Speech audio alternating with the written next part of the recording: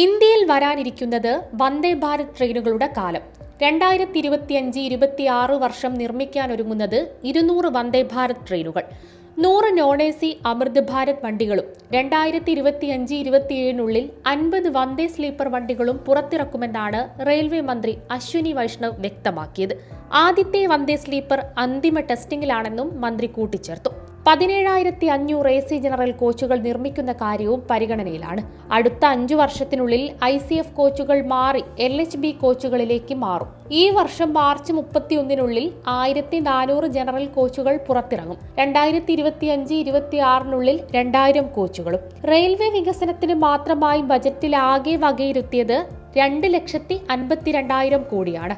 ഇതിന് റെയിൽവേക്ക് 2,29,555.67 കോടിയും national high speed rail corporation ലിമിറ്റഡിന് 19,000 കോടിയുമാണ് അനുവദിച്ചത്.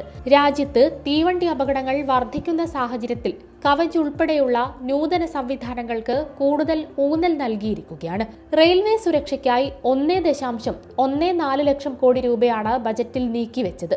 മുൻ വർഷത്തേക്കാൾ 5,149 കോടി രൂപയുടെ വർധനവാണ് റെയിൽവേ രംഗത്ത്.